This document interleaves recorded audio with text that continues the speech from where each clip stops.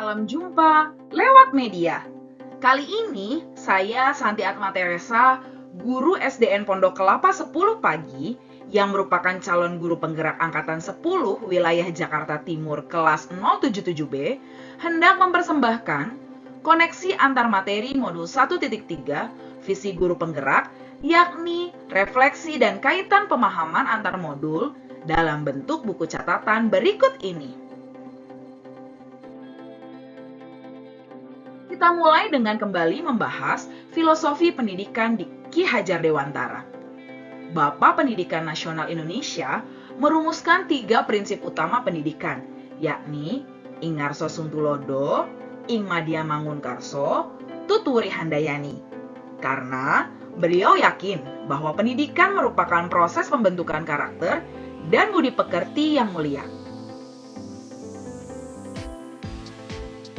Lebih jauh dari itu, Ki Hajar Dewantara melandaskan pendidikan nasional pada kemerdekaan belajar dan kodrat alam, sehingga penting untuk menciptakan suasana belajar yang nyaman dan menyenangkan bagi murid, dan mereka akhirnya dapat berkembang sesuai bakat dan minat masing-masing.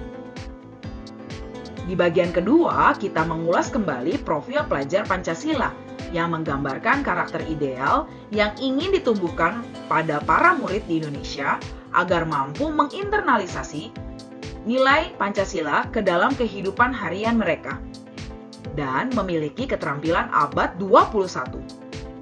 Adapun 6 dimensi profil pelajar Pancasila adalah 1. Beriman, bertakwa kepada Tuhan Yang Maha Esa dan berakhlak mulia. 2. Berkebinekaan global. 3. Bergotong royong. 4. Mandiri. 5. Bernalar kritis. 6. Kreatif. Dan setiap dimensi ini kemudian dijabarkan menjadi beberapa elemen dan sub-elemen. Di bagian ketiga, kita berkenalan dengan paradigma inquiry apresiatif yang merupakan pendekatan yang fokusnya adalah hal-hal positif dan kekuatan yang dimiliki oleh individu atau organisasi. Dalam konteks pendidikan, inquiry apresiatif ini berfokus pada pengidentifikasian dan penguatan potensi positif yang dimiliki oleh murid dan sekolah. Lalu bagaimana peran pendidik?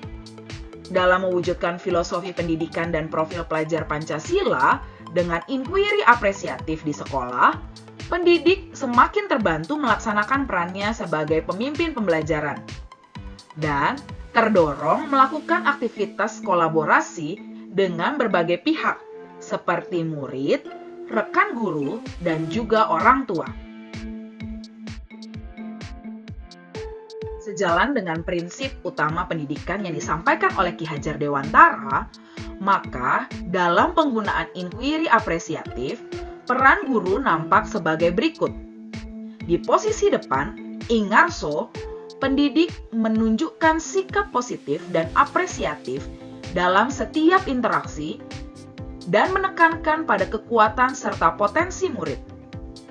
Di bagian tengah atau Ing Madya, pendidik berperan sebagai fasilitator yang membantu murid-murid menemukan kekuatan mereka sendiri dan mengembangkan potensi tersebut.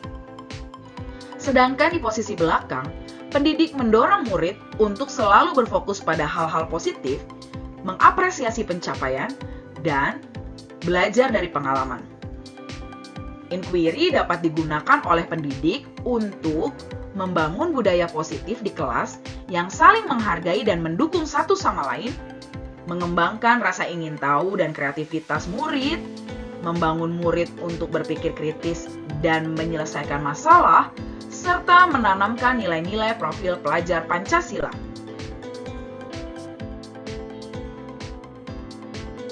Selanjutnya, implementasi inquiry apresiatif di sekolah juga dapat dilakukan dengan beberapa kegiatan sebagai berikut. Pertama, pendidik dan murid bisa bersama-sama mengidentifikasi kekuatan dan keberhasilan yang telah dicapai baik individu maupun kelompok. 2. Penggunaan teknik-teknik seperti storytelling, wawancara apresiatif, dan pemetaan kekuatan untuk merencanakan kegiatan belajar mengajar yang lebih efektif dan positif. ketiga, evaluasi yang menekankan pada apa yang telah berjalan dengan baik dan bagaimana hal tersebut dapat diperluas atau ditingkatkan. Jika melihat kembali ke pengalaman saya, ada beberapa hal yang telah saya terapkan di sekolah. Di antaranya, melakukan diskusi kelas dengan topik yang menarik bagi murid. Memberikan proyek belajar yang memungkinkan murid untuk berkolaborasi dan menemukan solusi kreatif. Serta menggunakan penilaian autentik untuk mengukur kemajuan belajar murid. Semoga ini dapat menginspirasi Bapak Ibu sekalian.